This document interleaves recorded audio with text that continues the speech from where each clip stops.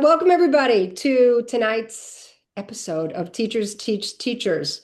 My name is Virginia Quinn Mooney, and I have been really lucky enough to have presented, but mostly learned from some incredibly smart teachers. Just, sort of quick, the history behind where this came to be. I had a long time ago, I had a virtual platform that was more sort of about like talking to influencers and why did we get here and why is balanced literacy so bad? And you can only talk about that so long before you finally have to say to yourself, like, okay, got it. But now what do we do? And the best way for teachers to learn is from those of us with boots on the ground who are actually doing it. And Donna Hatmanick from What I Should Have Learned in the college Facebook page, I'm a moderator, and I presented this idea to her, and as she typically does, she jumped on it and she loved it. And then I was fortunate enough to become a Goyen Fellow, and now enters Kata, who was just as enthusiastic and just as ready to pick up the ball and run with it. So this alliance is really what got us here tonight. Like I said, the quality of the teachers that have been presenting has been fantastic. But enough about me. Katie, do you want to give an introduction of yourself? Yeah, really, really quickly, but this is mostly as Virginia is fond of saying, this is Stephanie and Lauren's night. I'm Kata Solo. I run the Goyan Foundation, and we our main program is the Goyan Literacy Fellowship, where we work with some of the most wonderful, talented, incredible reading teachers in the country and help get their work in front of other teachers who want to improve their practice. And that's really what we're doing tonight. We're going to get to learn from Stephanie Bolton and Lauren Profit, who are just two of the most like brilliant teachers I've ever worked with. Like Lauren has, I think, single-handedly gotten now like generations of Goyan literacy fellows interested in the science of learning and focused on really like honing routines around retrieval practice. And I'm so excited that she and Stephanie are going to team up and share the work that they've been doing within the fellowship with a broader audience. So sit back, relax, and enjoy. Yeah, and one of the things that Kata, you've said so often, which I could not agree with more, is after tonight, you're going to be given so many actionable strategies that tomorrow, you'll wake up tomorrow morning, you'll walk into your classroom and you'll pick up your new learning and off you'll go for the benefit of every kid that's lucky enough to be in your classrooms. So I don't typically like to read, but these two have so much meat to the bones of their experience that I am going to just flat out read it, but mostly I don't want to leave anything out. So Lauren has been teaching for 15 years, 8 in middle and high school math, which God bless you. Um, and the past 7 years in elementary. She currently teaches fourth grade and loves participating in teacher leadership and development.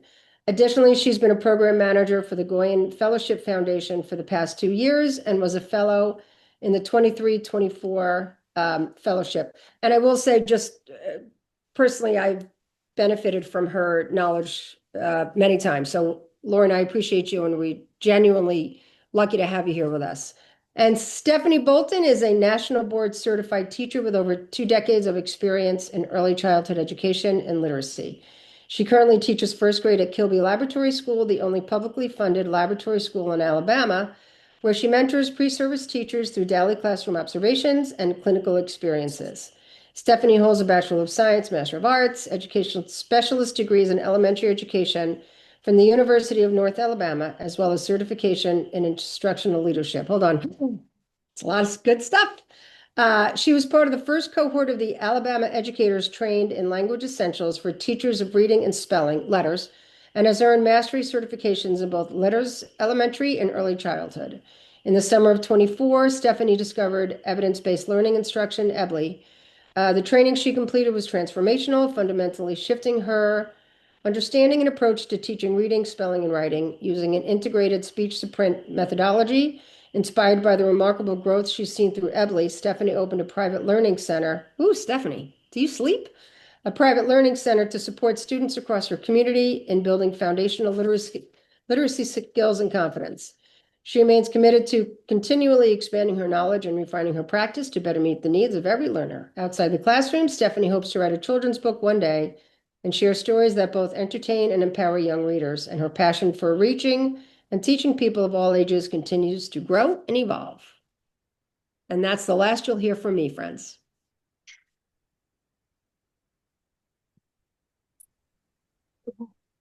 Ding. Next slide. Yeah, ding, ding. All right. So this is just a quick, we're just going to quickly go over some like brain science things before we jump into retrieval practices explicitly. So this is Daniel Willingham's model of remembering. And it's a really good reminder for teachers that whatever students are thinking about is what they will remember. So it just helps us remember that the information that sticks in our memory is the information that we are asking our students to think about, talk about, write about. So it's just a good way to remember that like we only move information into our long-term memory after we've exposed students to it over multiple instances. So we can't just say something once or twice and expect them to remember it. We need to continually go back to that, which is retrieval practice in essence. So if you can go to the next slide, please. So before we start, just take 30 seconds to identify possible times in a student's day when they might be experiencing cognitive overload and what can you as their teacher do about it? And also, what is something that you taught in September that's important for students to keep in their long-term memory? And have you purposefully built in time for students to retrieve this information? So just take a few seconds to think about that, and then we'll jump into all the things retrieval on the next slide.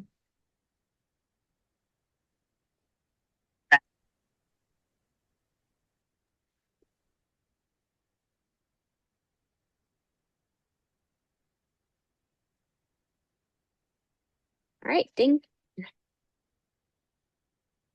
All right, so what is retrieval practice? It is a powerful research-based strategy that boosts student learning by recalling information from their long-term memory. And it's about getting information out of students' head, and it strengthens learning more than rereading or simply reviewing. So why does retrieval practice work? Our human brains are wired to forget up to 90% of new information within 1 week. And this is actually beneficial to us because we can't retain all the information that comes into our working memory. So retrieval practice actually strengthens our memory pathways. It fights this forgetting curve. So it improves our long-term retention, and it actually improves it the most if we can recall it almost right before it goes into like no man's land, right before it's forgotten. If we can pull it back then, it makes it even stronger. As a teacher, retrieval practice also helps you identify where there are gaps in your students' understanding so that you can go back and fill those gaps. It really builds students' confidence. They actually love it. And we know that confidence also builds motivation. Like it's the best builder of motivation, really.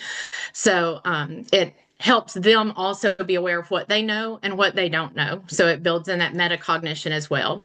It also promotes transfer to learning in new contexts. So when that memory is more front of mind, then it's more accessible to them when they have other opportunities where it could come into play.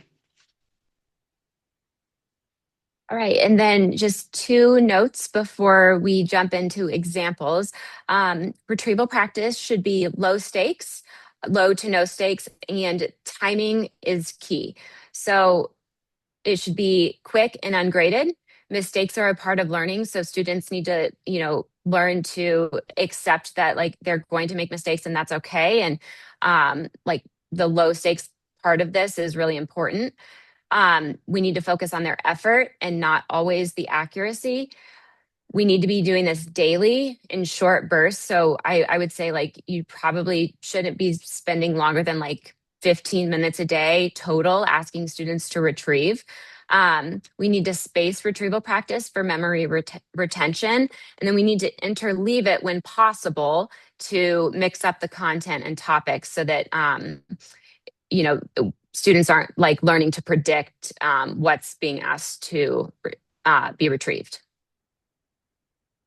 We're going to go over 3 examples of retrieval practice tonight. And these are the common names you might have heard them referred to as in the past. We're going to talk about a brain dump, which we will term a brain boost.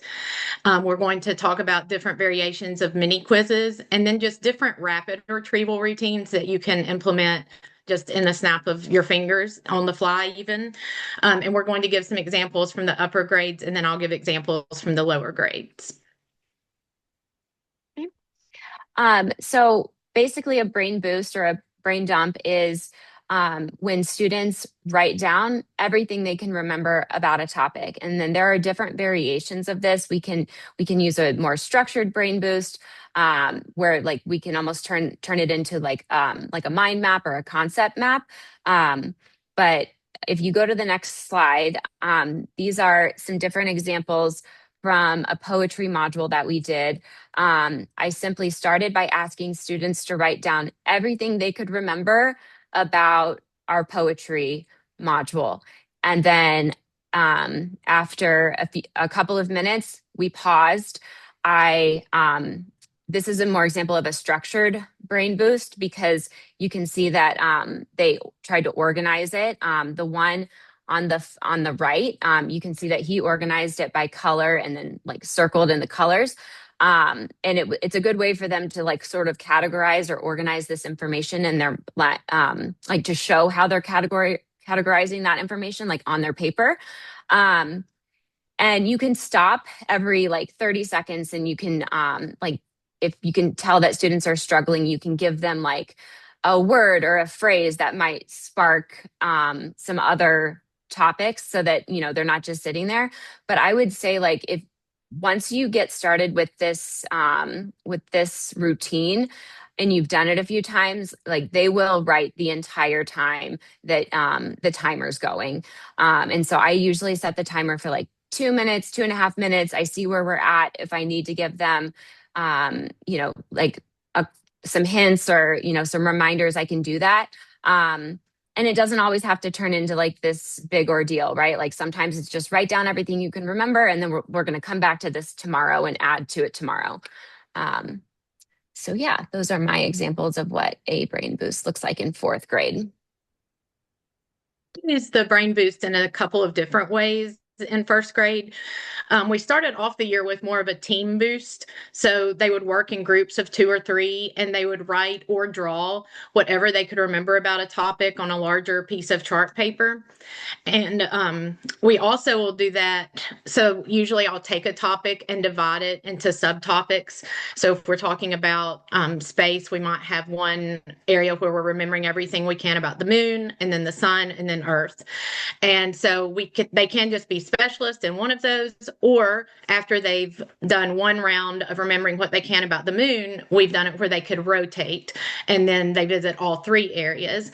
That adds another layer of learning because they first look and see what the previous group wrote down and discuss whether they agree or disagree with that. And then they think of other things they could add on to that. And with both of those formats, we always come back together as a whole group and we share out what's on each poster. And I let the students provide some feedback, and I would provide feedback as well if needed. But most of the time, the students catch anything because we want to identify if there are misconceptions. We don't want those to get embedded into their long-term memory.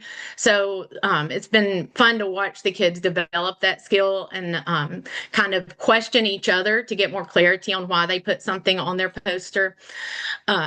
And then I've also started now doing a mix and mingle where they can recall individually at first on a piece of paper, and then they move around the room to music. And when the music stops, they pair up with someone and they compare their notes.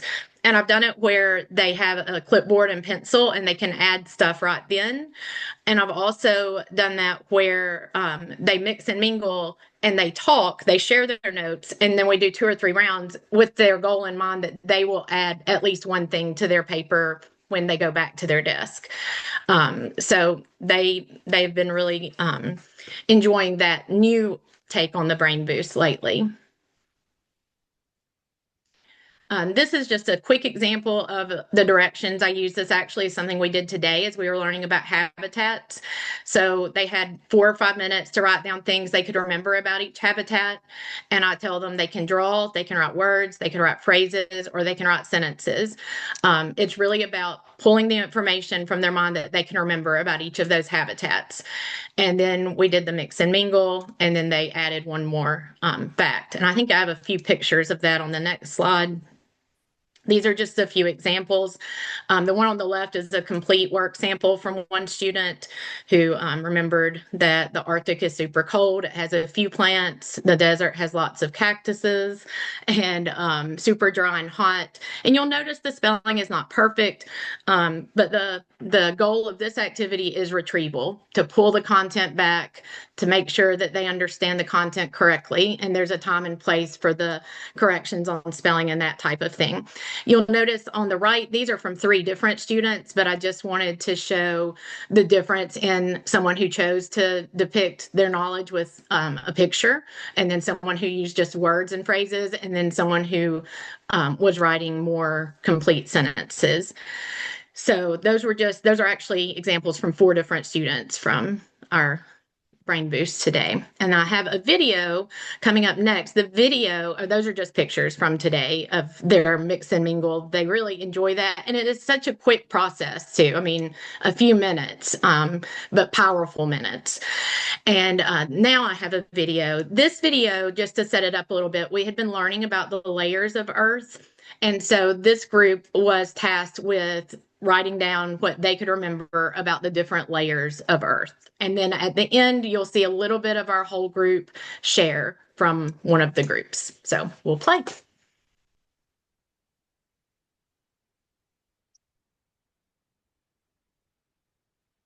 I don't hear any sound. Does anybody hear sound? Virginia, I think the sound's not working.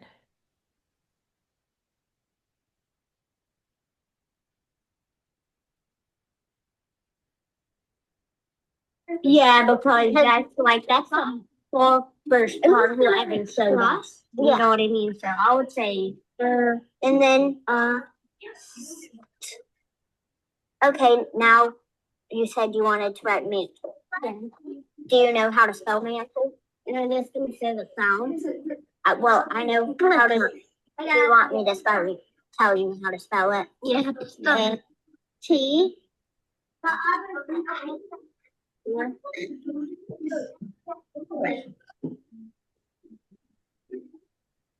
Hey, let's have an audience of future geologists listening up to the dinosaur group. So that's that long dinosaur with the strong tail, and Mario helped me remember what it was called. And it had the strong tail, so I had the spikes. And Mario, do you want to say what it's called? This is called the Stegosaurus, and that's supposed to be a picture of a pterodactyl. And I don't think you should have dropped this because that's kind of like a fossil, and you're supposed to be drawing dinosaurs. That's an example of them giving feedback, which gives us a great opportunity to discuss the overlap of those concepts and to make connections between the concepts. So it leads to some great conversations. What we didn't hear at the very beginning was the first little girl said, "I'm going to write the most important layer of Earth, the crust." And then the little boy said, "Well, I don't think that's the most important layer." And then the third little girl said, "Do you think it's the inner core?" I just thought that was such a funny conversation for first graders to be having.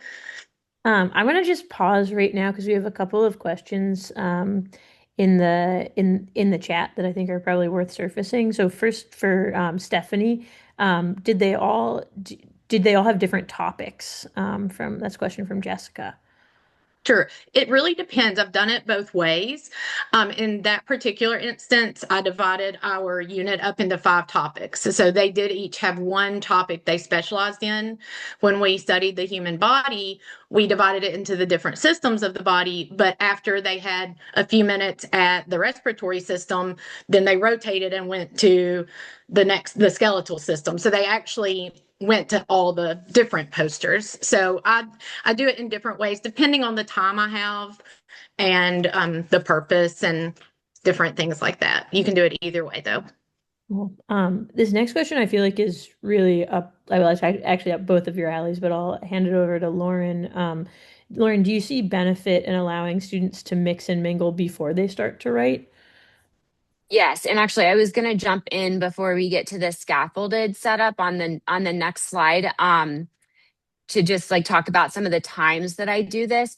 I use brain dumps a lot before students start writing. So as like a pre-writing strategy so that they can get their thoughts down. And so I'll often have them do the brain dump independently, and then we'll mix and mingle, and they can add to their brain dump so that like they're getting feedback and then adding to it. That's one of the times I do it. I also I do it we are like an oracy focused school, so we do a lot of discussion.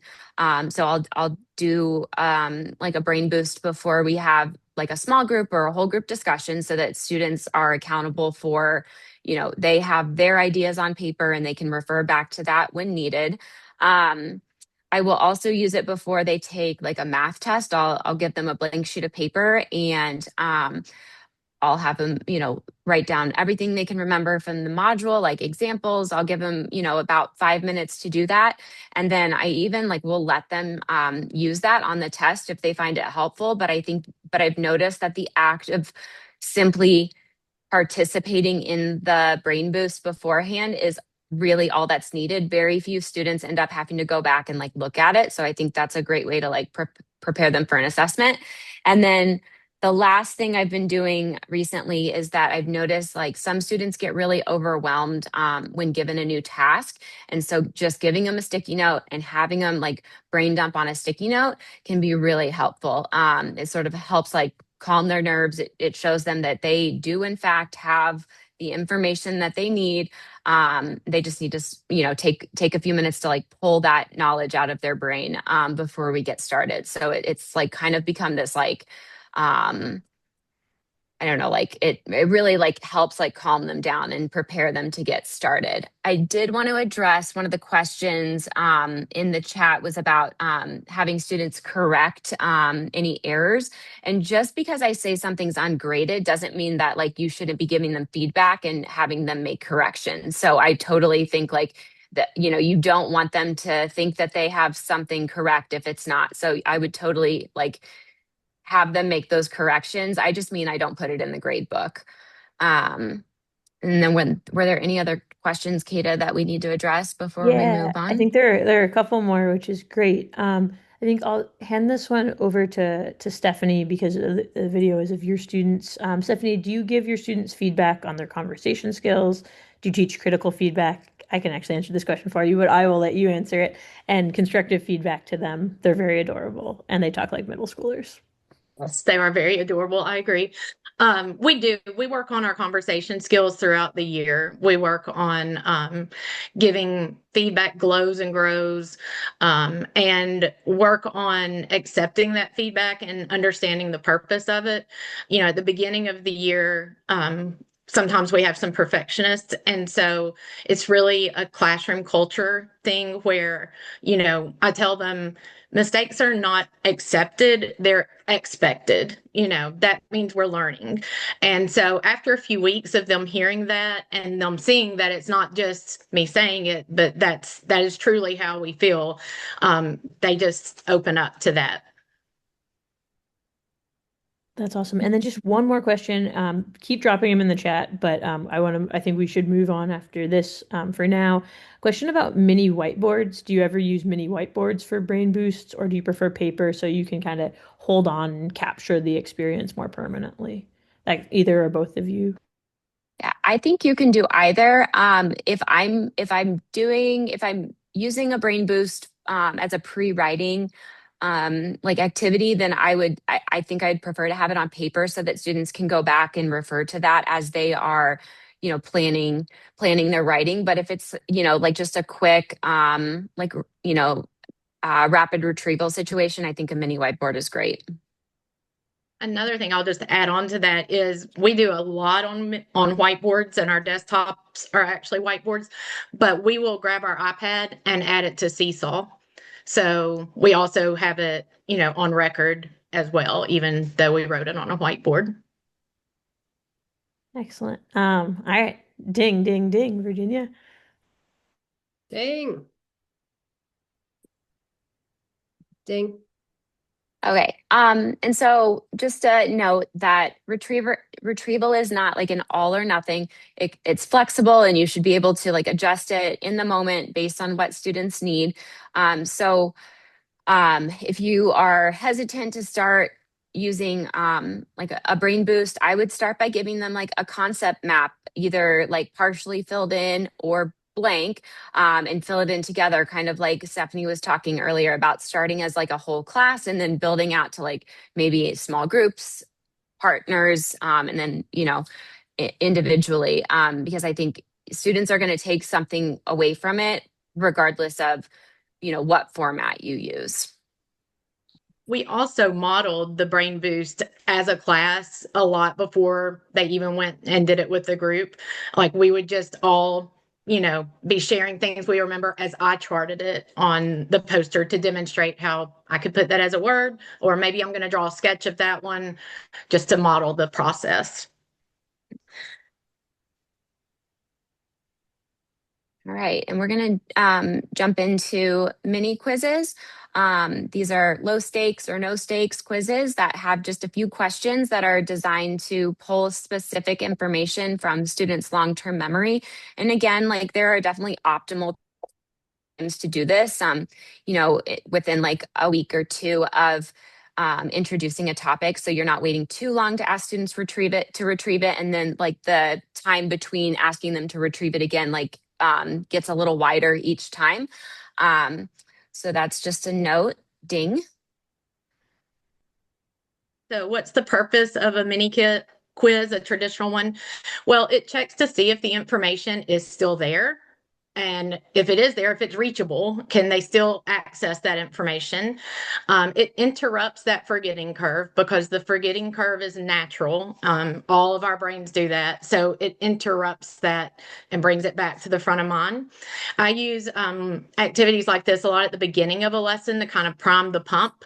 I look at the prerequisite skills that might be needed, and we might do a short mini quiz on those. And it also gives me some great feedback on how much scaffolding might be needed during the upcoming lesson.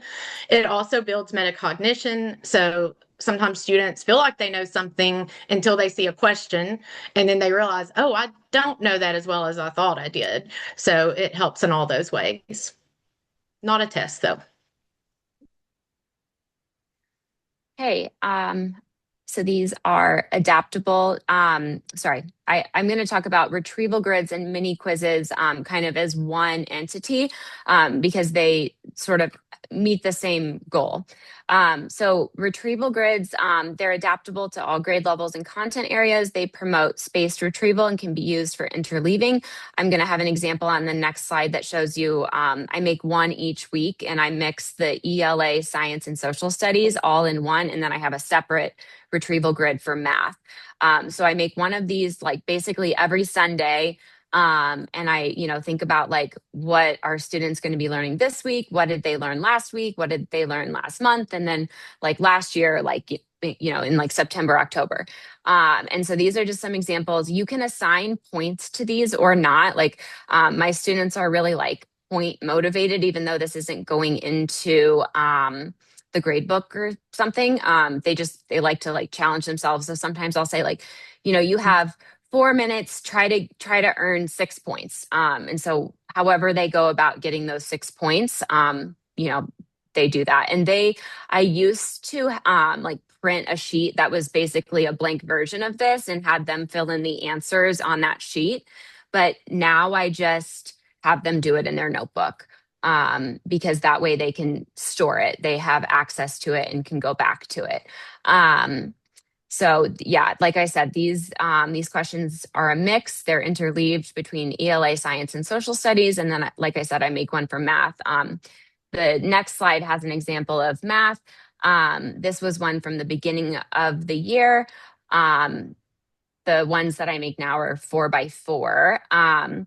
But it's just a really good way to like keep things fresh in students' minds without, drilling them, I guess is the best way to put that. And you have a mix of like the rigor is different, so it's accessible to all students. Obviously you want to push all students to answer all questions, but there's an entry point for everyone.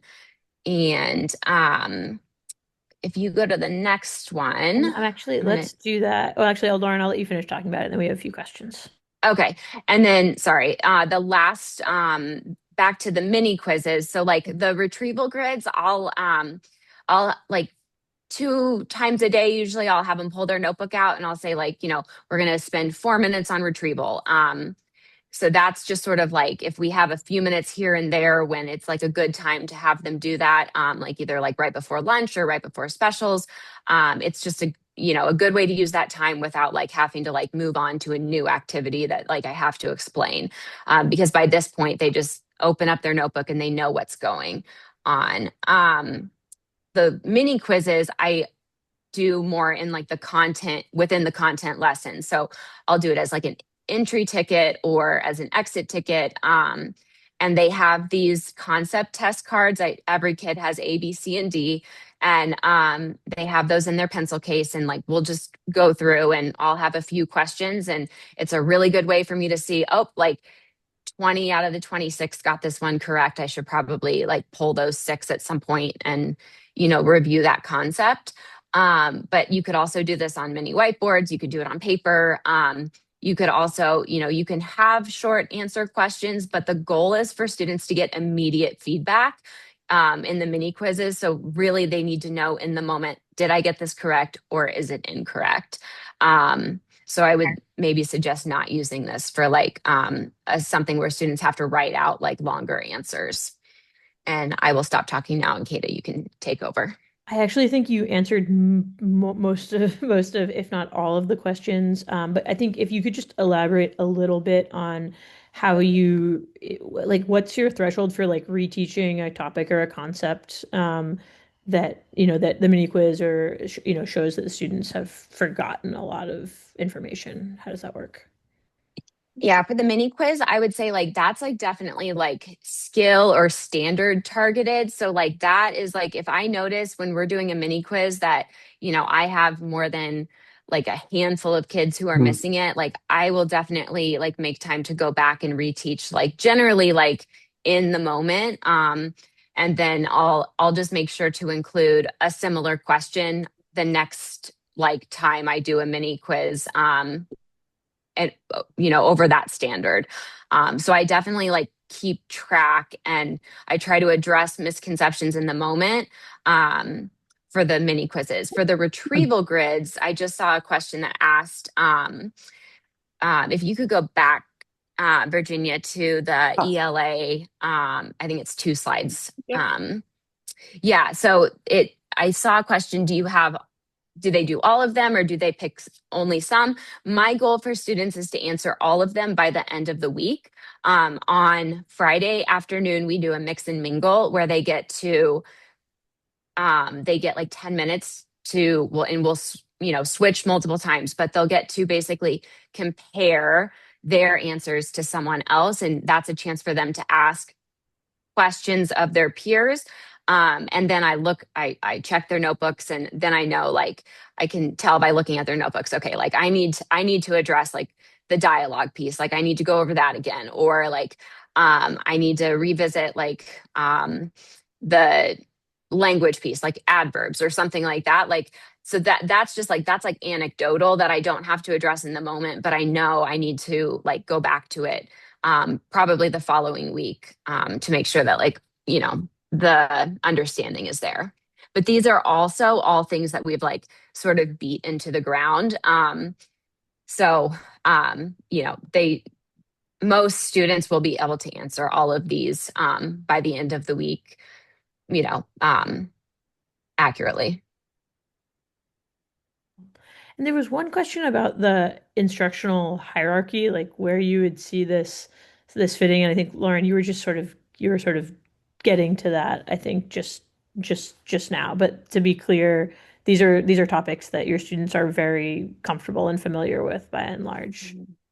Yeah, I would say so. Yeah, definitely. And, sometimes I'll throw in like, I threw something in from science. Like sometimes it's also just about like how, like, are you paying attention? Right. Like, and it's a good reminder for them, like, like I maybe should have been listening a little bit closer when we talked about this yesterday. And it's never like a punishment, but I am very honest about like, this is why we're doing this. And, once you start having these conversations with students, they really do like, they start to use the language themselves. They're like, become pretty fluent in the language of like, this is like helping me learn, my brain is storing this, that sort of thing. So, And then one more question, and then we're moving yeah. on to Stephanie here. From Katie, this is a good. How do students, when they're checking answers with each other, know that their grid answers correspond correctly to each other's? No, I got home So, probably. so I have them check if their answers are similar, I have them check, and if their answers are different, I have them circle it, and then I put my grid under the dot cam for them to compare their answers to mine. Excellent. Over to you, Stephanie. This is great, guys. Keep the questions coming. So I'm going to talk about a variation of this that I use in first grade, basically where they give me a visual response. Now you can do this with absolutely no materials, but you can add some materials for novelty, which always adds a little more fun, especially for our little kids. So I'm going to be using a traffic light for these activities. So I could have the students get out their red, yellow, and green crayons or markers. You could use these little like math tiles or cubes, as long as they have a red, yellow, green. You could use pom-poms. I've even cut up just colored paper into squares and given them each one of each color. So I provide a question or a prompt that has 3 possible answers, and I try to always have those answers displayed on the board with the colors. I have a traffic light that's on my whiteboard mounted, so I could also just write the answers next to the lights if I wanted to. And then all the students reveal the answers at the same time. And that is very critical because you want them all to be doing the thinking. And so if they're able to display what color they think it is right off the bat, you're going to have the kids that are very confident, the ones that would always be raising their hands, they're going to get it up there fast. And then the ones that are lagging behind, that maybe it's going to take them a moment longer to retrieve that information, they're just going to copy. So it kind of takes the benefit out for them. So you want them to reveal at the same time. Another way you could do this is just with their fingers. Like you could establish red is always 1, yellow is always 2, green is always 3. And when I do that, I'll say fist when you know, and they know to put their elbow on their desk and their fist like this when they have their answer ready. And then I'll say ready, set, show. And they all show how many fingers at the same time. And they know at this point when they all reveal their answer, I'm scanning the class and they know it's going to take me a moment because I'm going to look at what everyone thought before I give the feedback. So I observe, I provide the immediate feedback, and in some cases, they'll build on their responses.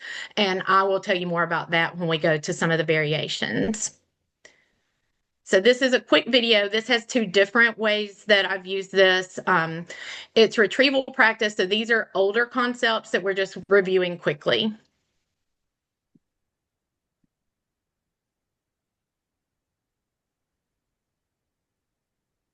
The first word is going to be clean. Like we need to clean the floor. Think about which one of those sounds you hear. Ready, set, retreat. Tell me the sounds. Clean. You can leave the yellow cup on your desk, get your marker out, and say as you write clean. Okay, let's check it with the board. Tell me the sounds in clean. Full. Clean. Erase and reset. You're trying to remember the Gila woodpecker and what it ate. Okay, I'm not going to tell you. I'm going to see if you can remember. And then I'll tell you. And then if you need to change what you think, you can. All right, ready, set, retreat. Okay, this is very interesting. We have some of all 3 colors. Okay, now just sit it down on your desk. All right, now let me give you a clue, and if you need to change what you think, you can. The Gila woodpecker eats some insects, but it also eats some plants. If you need to adjust what you think, you can do it now. Okay. And when we check, the Gila woodpecker is an Omnivore. right, reset. Right? So you could use this across any subject area. And I love how they get that instant feedback, like immediately. So with the sounds and spellings, that's an example where they show what sound they heard, but then we build on that by having them actually spell the word. I could even add the challenge if I showed them the spellings for those sounds, but then maybe I just had the picture clue remaining there. I took the letters away. Then they're having to actually work even a little harder to retrieve that spelling. What you can't see in the video for that one is when I say let's check it on the board, I'm actually writing on my whiteboard easel and they're checking their spelling with mine. You could do that with different sentence types, author's purpose. With math, I think it would be fine if you had like a 7+8 and you had different strategies. Maybe they want to use a doubles fact, or maybe they're going to make a 10. And so you can do it where there's not just one correct answer, but they could make their choice and then justify, well, I know this double, so I would use that. Then you could build on that by having them actually solve it. You could do different types of story problems, telling time, animal types, habitats. You could do the optical properties like transparent, translucent, opaque. You could do it map and globe. I mean, the possibilities are truly endless for that. And it's something really quick. Like I say, you could do it with just 1, 2, and 3, their fingers, but you saw we had solo cups for that one. So that just adds a little bit of novelty and makes them even more interested. One quick question for you, Stephanie. Sure. Jen loves the sound example with the challenge of the spelling. What does feedback look like if they need to make an adjustment? Okay, so in this routine, pretty much they were self-correcting because I wrote it on the board. They are very used to making these adjustments with their spelling because we do this daily with Edley, and a lot of they know if they missed a sound, they don't erase their whole word. They just erase the one sound and write the correct spelling for that sound. So I also, if I'm not writing it on the board, I can walk around. Sometimes I'm walking around while they're writing it and I'm just, maybe giving a little bit of feedback individually as I go. So they just correct. In that case, they were looking at the board and making their corrections themselves.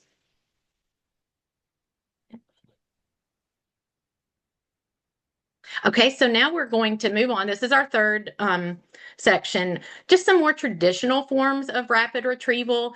These are things that probably all of us have used. I had used them in the past, but as I've become more interested in retrieval practice this year, I feel like I've honed these skills a little more, made them a little more purposeful and powerful. They're low friction, high impact moves. They can turn passive listening into active thinking without interrupting the flow. You can do them on the fly. In some of my research over the past week or so, when I was getting prepared for this, I saw an idea that I loved because I have a dog theme in my classroom. And they said you can put a golden retriever little bitty icon in the corner of one of your slides as a reminder to yourself, hey, pause here and get some retrieval, quickly. And so I thought that was fun. You can have a golden retrieval. And so we're talking about things here like choral response, think, pair, share, a quick jot, things that we've all done. So we're just going to talk about how you can make some slide adjustments and perhaps make these even more powerful. So I'm going to start off with the think, pair, share. And I like to think of this kind of like in a parking garage with that little gate that comes down. You got to have the think gate down. That's how you optimize this routine. That's how you really turn it into a retrieval routine. They have to have that time, that process to pull that information from their mind before they start talking. So we don't rush that step. If you don't have the think gate down, if it's bypassed, then you're going to have a lot of students who are in that passive mode. They're just waiting till they get to the talk part so that their partner can tell them the answer. So in my classroom, we have a partner A, B. I make sure that I vary who starts. So it's not always one student who's sharing first. If you don't have that think time in there, basically they're not having that cognitive struggle because learning is hard. And so, I think in the past, if somebody would say, "Oh, I can't remember," I would be real quick to jump in and rescue. But now I'm like, that's okay. Remembering can be hard. So give it a little time, think back to, and I'm trying to train them not to just give up and say, "Oh, I don't remember," that it's hard for adults too. But if they don't think, they don't get that retrieval practice, they don't build that memory. So it's really a waste of time. So the think step is crucial. And basically, I put this slide on here just to point out that I feel like at the beginning, the modeling and the practice and the training is what really makes the difference. And it takes a little time at the beginning of the year, but for the think step, you want to really model. What am I doing during that step? Because we can't see our brains thinking. So what should be going on in your brain during that step? So I'll do a lot of think alouds at that point. You can also have them jot something down on their whiteboard or something. It could be a picture, just something. I tell them if you draw a picture, that's great. Just make sure you're able to explain that and what that connected to for you. We train on how to actively listen to each other, how to speak in complete sentences. And I actually tweaked my routine mid-year after listening to Alana Gordon and Laura Stam's podcast, where at the end of a Think Pair Share, when they were about to share, Laura shared that she did an all hands up. And at first, I thought, well, that sounds good, but is that really going to make a difference? Oh my goodness, that makes a humongous difference. So now when they're done talking with their partner, I'll go all hands, and they all know, raise their hand straight up, elbow straight up. And what happens is they always knew I could call on them, even if their hand wasn't up. But you all know what that's like. If you call on that student that doesn't have their hand up, even though they know that you have the right to do that, they'll kind of look at you like, I didn't want to say anything. So they just know there's no opt out. So they have to be listening.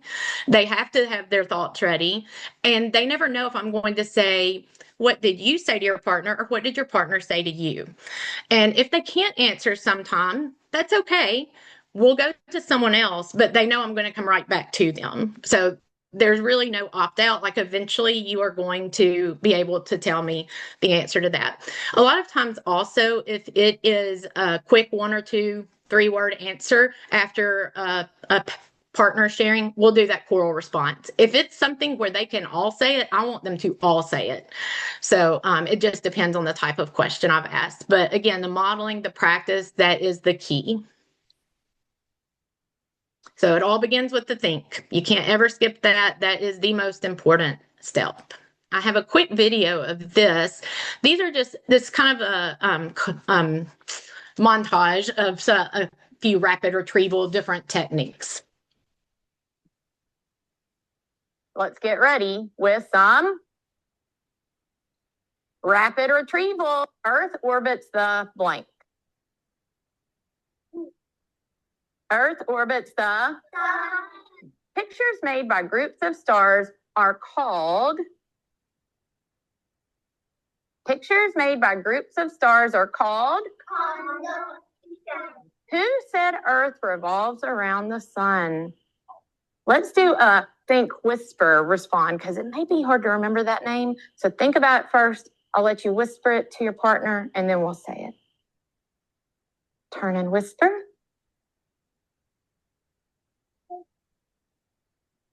Who said Earth revolves around the sun? Why does the moon's appearance change? Think. Turn.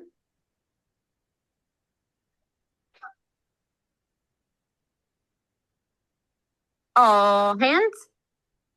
How does the moon's appearance change? Callahan? So now let's read our sentence and see if you can figure out what words are missing. Think about the vocabulary word that means the light bounces off. What word is that, everybody? Reflected sunlight.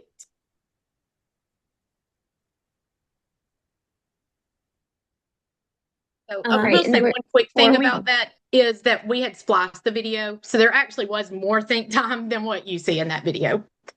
And Stephanie, that was actually the question I had for you before we move on, was around think time. Like, can you talk about how you figure out how much think time to give, and like and when do you vary it, and just like talk us through your own thinking about that, but thinking about think Right. time. Yes, thinking about think time. Well, it really depends on the complexity of the question. When it was like the question, and I don't know if you all could hear, I couldn't hear the student voices as much when I was listening just now. But the fact that they could say Copernicus for that, like, just blew my mind. But I knew that one would be a little bit harder, so they didn't need a lot of think time because it's one word. You know it or you don't. But I'll let them whisper it to their partner so they could all build a little bit of confidence before they did the choral response. When it's a more complex question, I'll give 30, 45 seconds, and they know, to really be sitting there. We've modeled it.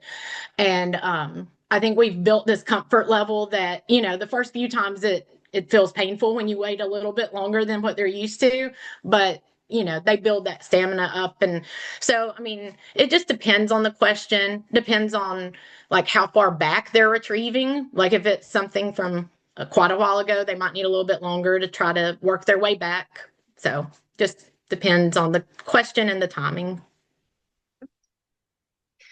And then one last strategy that I just wanted to talk about really briefly, and there are certainly different iterations of this, but we call it big basket questions.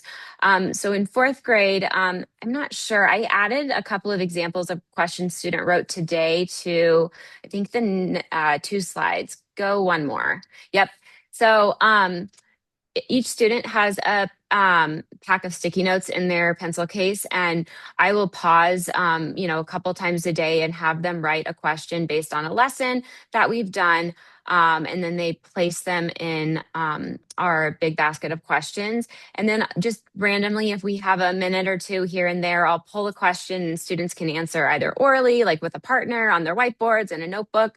And it's a really good way to just like retrieve information. And it also it's really made them more thoughtful. Like the questions now are so much stronger than they were even just like a couple of months ago. So, they hear their peers' questions, and then they want to make their question even stronger. So while Stephanie was talking, I just pulled 2 questions from today. And one question was, when does it make more sense to use the arrow way when subtracting mixed numbers than it would to use a number bond? And then another was, draw 2 rectangles that have the same perimeter but different areas. So you can tell there's obviously these the depth of knowledge required to answer these questions is not the same, but some students are asking more rigorous questions and than others, and that's okay. I just, the metacognition piece I think is the most important piece. They're really thinking about what they know and what kind of question can I ask based on what I just learned. And sometimes we didn't even talk about perimeter today, so I'm not sure where that came from, but it's an interesting question. So, it definitely gives you a sense of how students are thinking about the content. And then I don't know, Stephanie, if you want to chat about how you use it in your class. Right. I usually write a couple of questions for each lesson.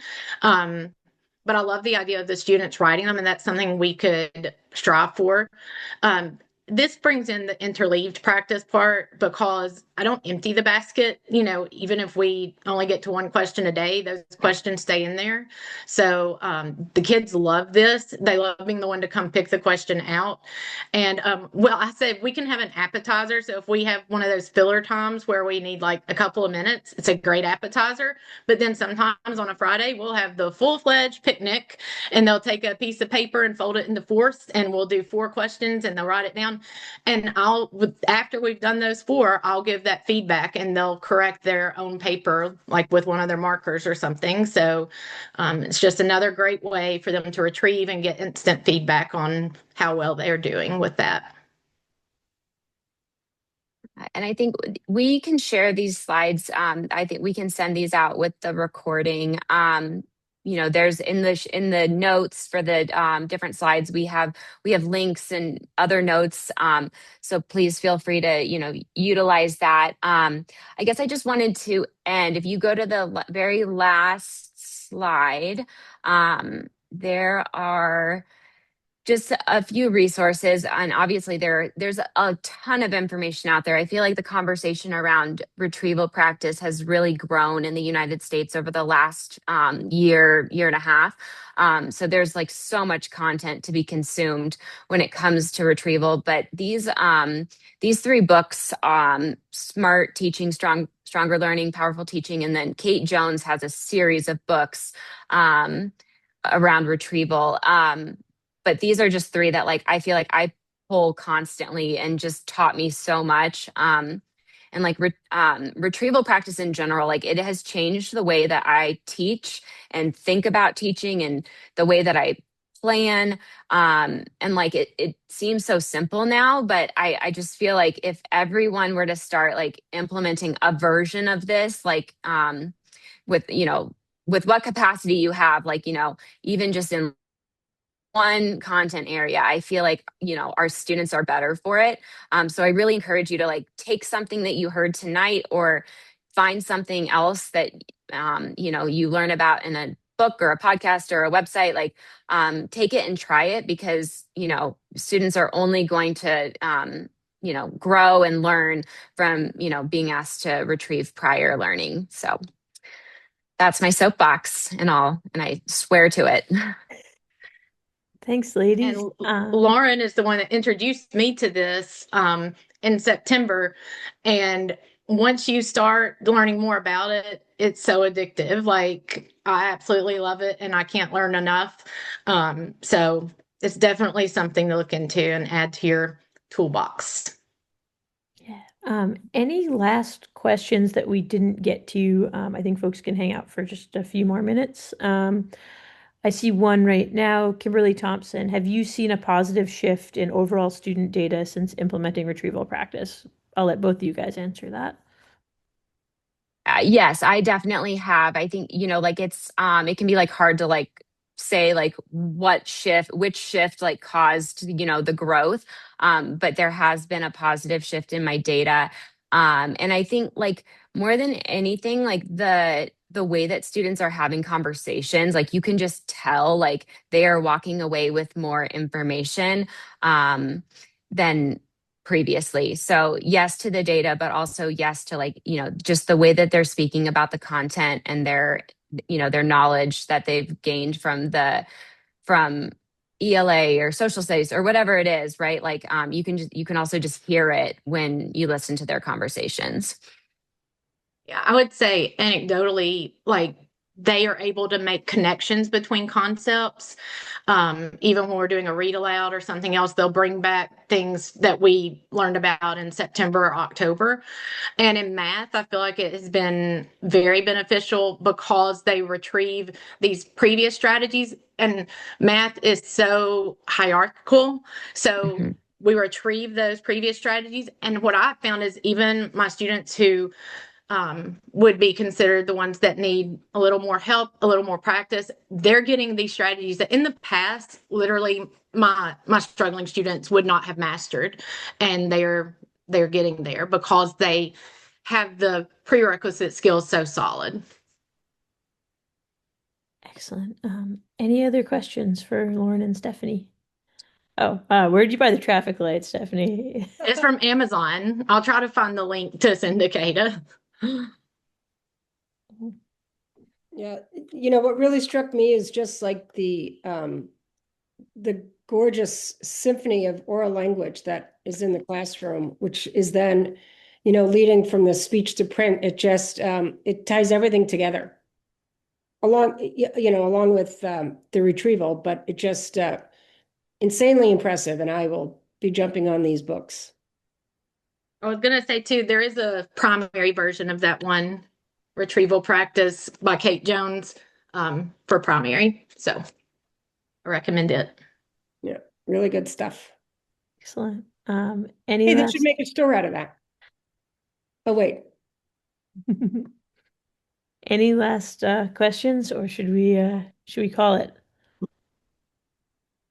Ladies, right on time. Yeah, this is beautiful. Yeah. Really appreciated. Thanks everyone for coming out. we'll be back in touch. I think we're gonna do getting the gist session in, I believe, in early May, and we'll be hearing from Sean Morrissey of from the word mapping project in early June. So we'll be in touch. But thanks again for coming out to Teachers Teach Teachers. You all are the best, and thanks for a great conversation. Enjoy April Fool's tomorrow. We know what that looks like in schools. So rest up, friends. Get some sleep. We'll need it.